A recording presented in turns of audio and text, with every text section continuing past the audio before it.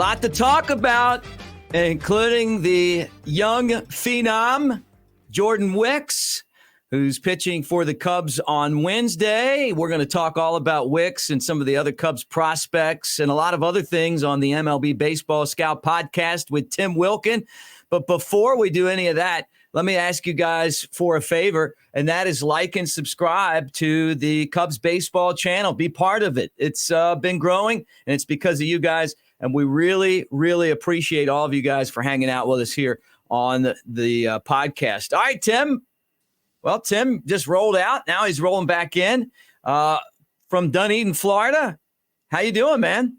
The weather's great. We've got a little bit of a dew point and humidity break, and it's been quite easy to work in outside, and hopefully this keeps up for a while. Yeah, no doubt. Well, let's talk about Jordan Wicks. We knew that he was coming, former first-round pick, and he has pitched 2 really good games for the Cubs since his promotion, which was kind of a surprise at the time. But now all of a sudden he's slated in the rotation. Yeah, I've got to see a few of his interviews, and he's very confident young man. He can describe himself as a pitcher, and I think those are good keys to pitching away from the mound. But on the mound, very aggressive. Have you been surprised at all by the success that Wicks has had? Has that surprised you at all? No, just because of what I've heard from him. I've got to see both of the games. The first game, I thought he had better, more consistent stuff, used his fastball more in the first start. The breaking ball, ironically, I didn't think the breaking ball was as good the second time, but the second time is always a thorn in a lot of pitchers' sides. He got through it because he can throw strikes, and he located pretty good. So I think it bodes well for him, and it'll be very interesting to see this start. I think he said it's going to be tomorrow, right? Yeah, Wednesday, right. So one of the things that stuck out to me with him is his ability to hide the ball, just the way that he turns his body before he throws left-handed. Is that something that you guys look for when you scout? Oh, most definitely. And it seemingly when his fastball is at peak, hit a little late on it. And yeah, he's saying that when his fastball is at peak, hitters probably have a tough time seeing it. No doubt. And you can just see the late commitment by hitters as a result. And you see it probably a little bit more up in the zone than down in the zone. So I really am looking forward to this start tomorrow.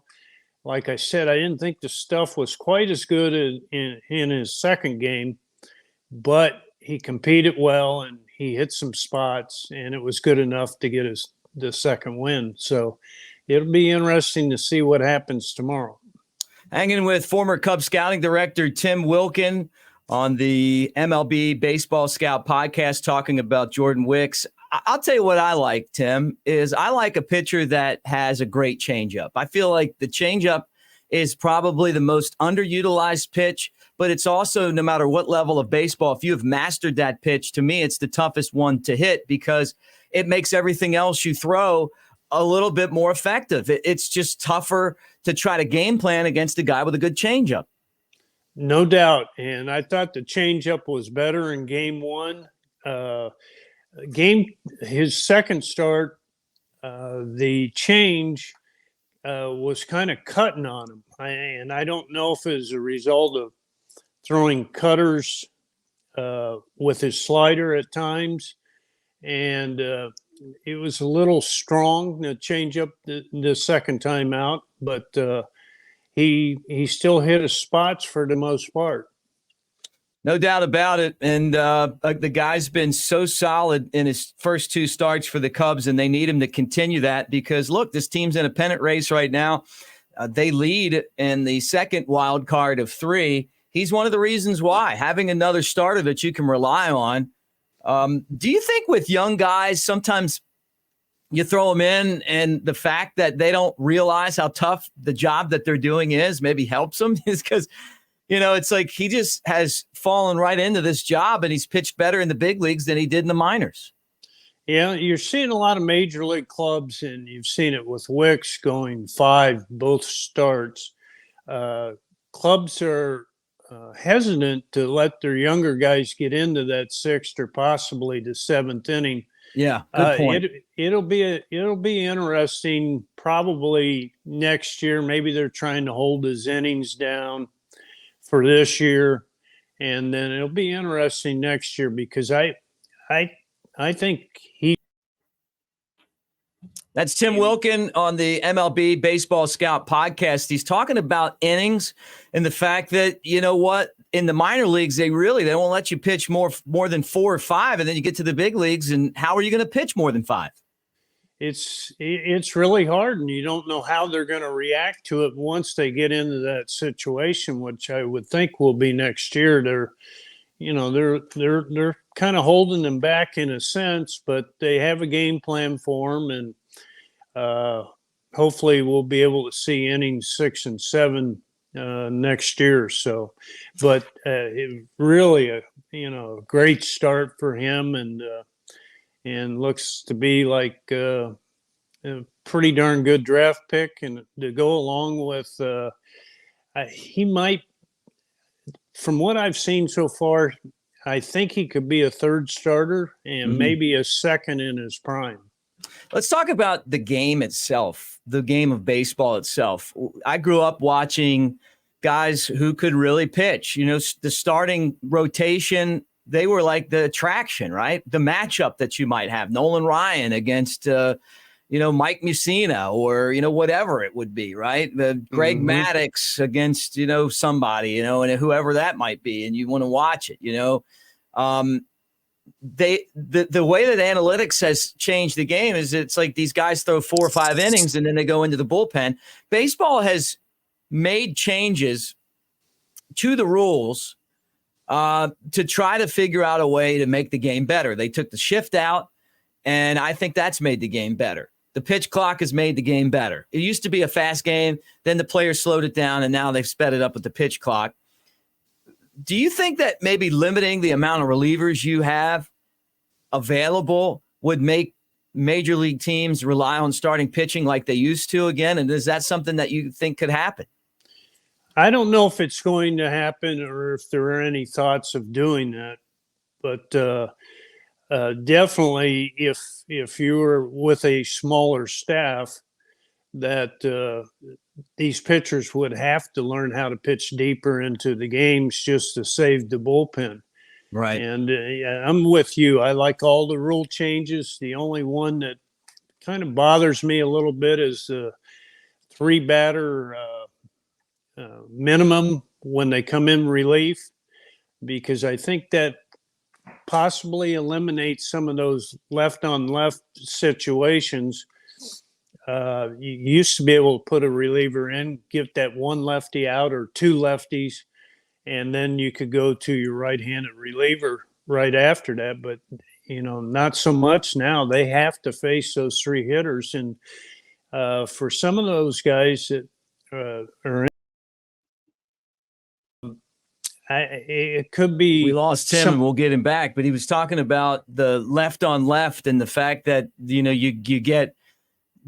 don't get those matchups anymore in the game because, you have to face 3. But I think that the part of it, Tim, was the reason that they did that was because they wanted to try to keep teams from just matching up the entire game.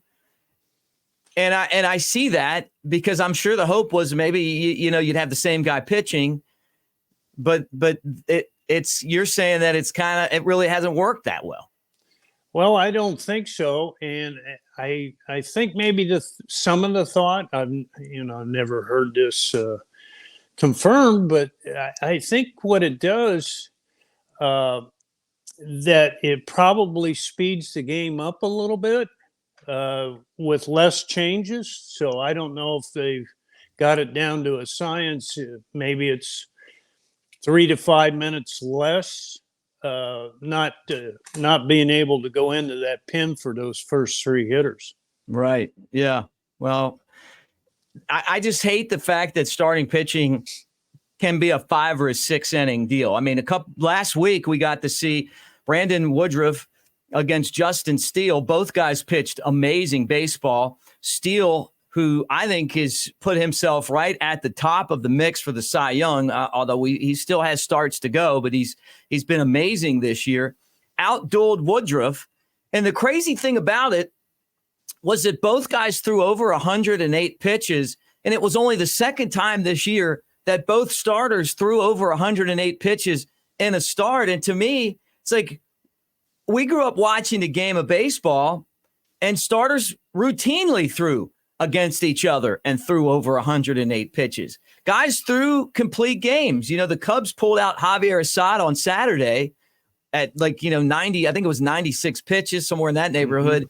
In the 8th inning, they didn't let him finish the game and they lost. Who knows? But we act like over 100 pitches is it's going to end someone's career. But yet, Tim, you and I watched Fergie Jenkins with 237 complete games. Nolan Ryan had a bunch of complete games. A lot of pitchers had complete games. They threw over 100 pitches. They stayed healthy. But that's just not how the game's played anymore. And I'm not just picking on the Cubs. I mean, that's just who we cover. But it's all across baseball.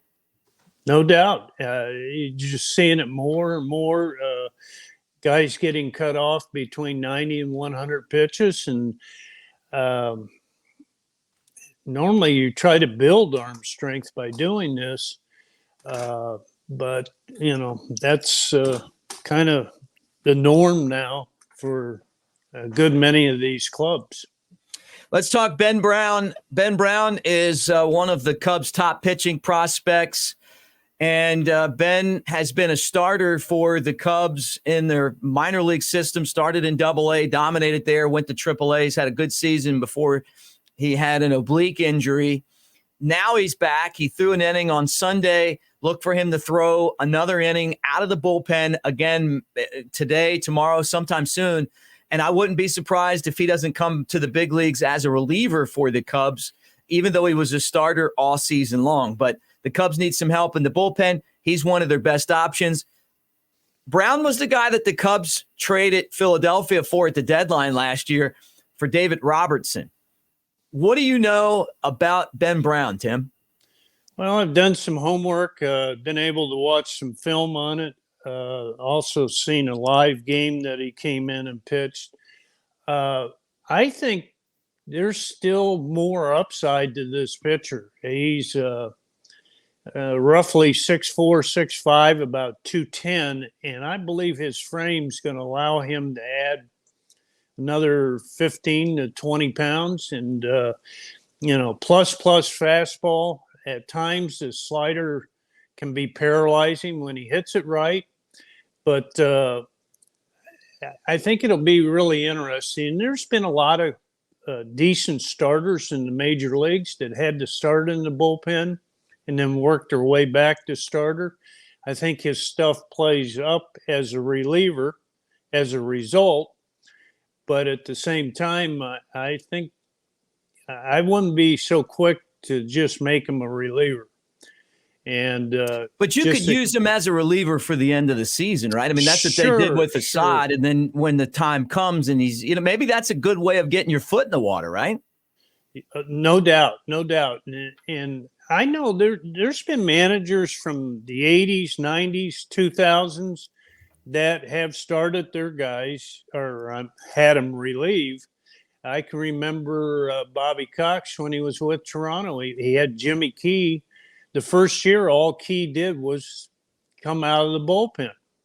And he got there a year quicker than expected, but Bobby kind of recognized it and just wanted to get his feet wet. The next year, he was a starter and won 15 games.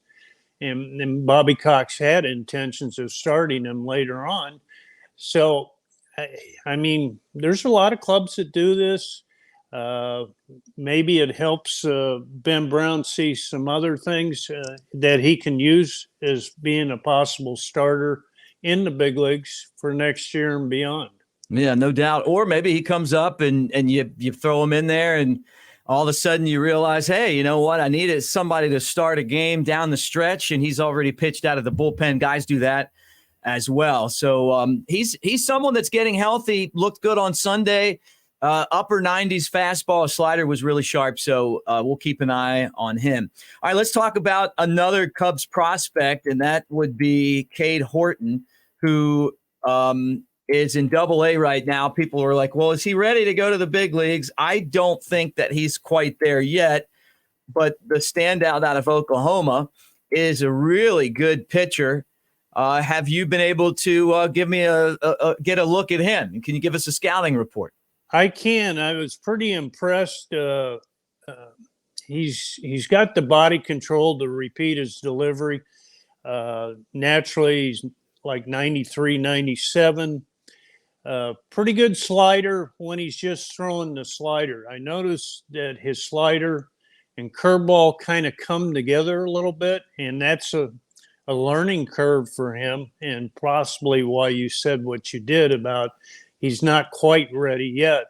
But it's certainly fun to watch, and I think there's an okay changeup in there. He didn't really throw it a lot, but he just needs to refine more. Yeah, but you can see it. You can see it. Yes, oh, no doubt. And it could be upper end starter if he can put all this together. So that's a big if, I understand, but there's a lot of good things to work with and play on. Yeah, look, I'm with you. I think the slider is really tight. It's got a nasty bite. He can throw it any time in the count. He's got the fastball velo, but it's just like you said.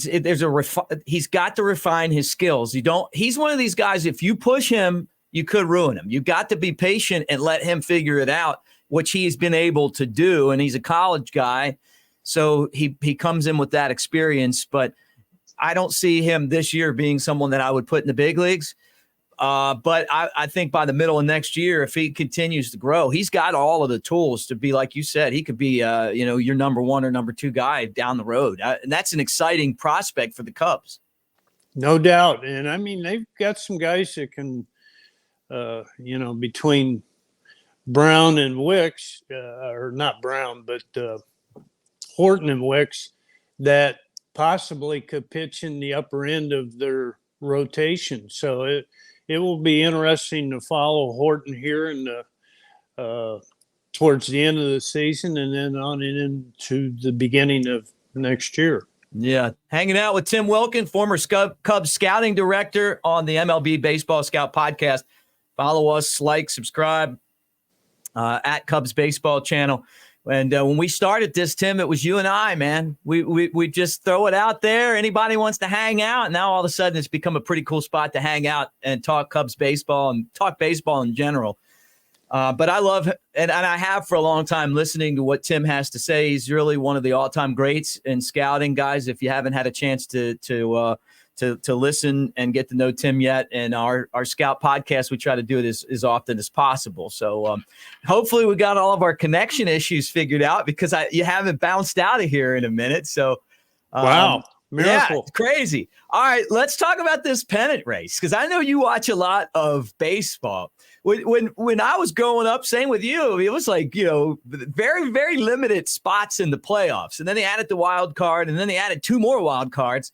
And this is what MLB had in mind, where you have a lot of teams that have a shot at making the playoffs. The Phillies leading the wild card right now with the top spot. The Cubs are right behind them. And then there's like four other teams that are battling it out. The Giants, the Diamondbacks, the Reds, and the Marlins in the National League, right? We're going to talk National League because of the Cubs, but it makes watching baseball pretty interesting this time of year. Yes, it does. And it'll be fun to watch here in the next few weeks toward the end of the season. It's kind of interesting to see some of these clubs. They'll go into a funk for 2-3 days and you'd say, they're starting to fade. Then all of a sudden they put a 4-game winning streak together and they're right back in it again. And you've seen that with the Marlins and the Reds hiccups, but they bounced think back. we just dipped Tim out, but Marlins and the Reds, he's talking about obviously all the teams that are bouncing back and in and out. Do you like this format compared to the way it used to be, or do you think that maybe there's too many teams getting in? I don't think there's too many teams. I like it. Lots of clubs start their year with not their better players that are still either injured or doing rehab. And then all of a sudden they get some of those players back and they make a good run, but someone's already taken off that they couldn't catch. And now they may be as good as that club that wins their division. But, due to injuries and things like that, they got off to a bad start. It's too tough to catch them, but now they get rewarded. They're a good club, maybe not the record, but divisional Tim winner. just bounced out for a second, but he's talking about the wild card race in the NL. And as we get him back, let me remind you guys that we would love you to be part of our channel, like and subscribe. And here's a reminder.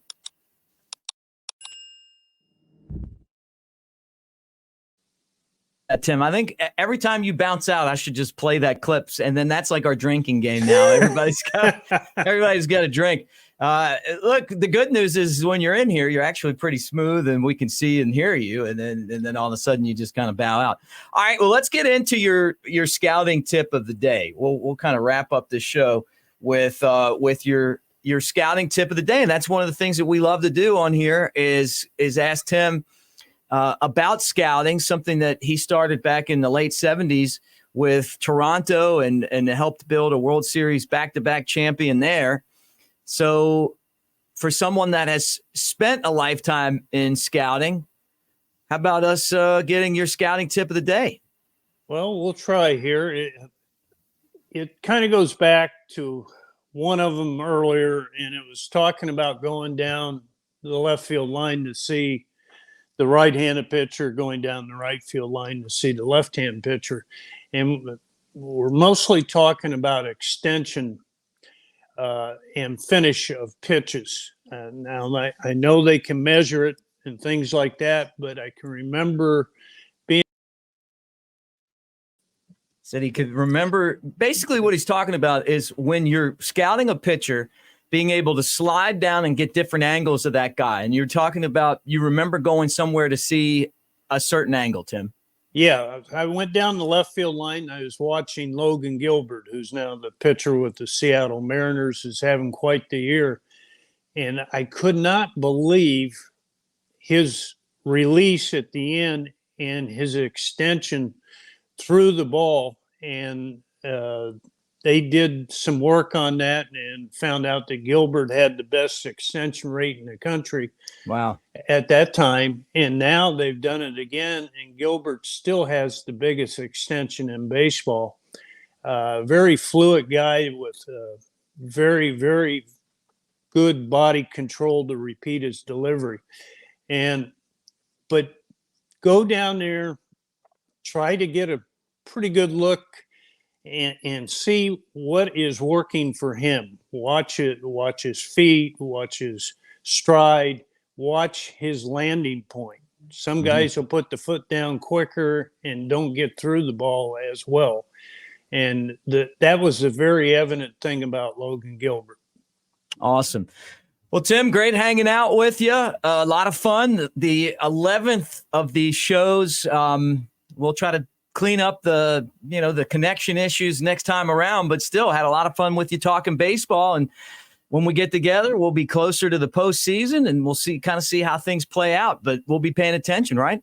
Should be a lot of fun. And I'm looking forward to these next few weeks. All right. That's Tim Wilken, former Cubs scouting director, and our good buddy. I'm Mick Gillispie. Again, guys, make sure that you follow on YouTube at Cubs Baseball Channel, and we will continue to follow the Cubs, and we'll continue to throw out the MLB Baseball Scout podcast, even in the off season. So keep hanging with us. Go Cubs. Way to go, Mick.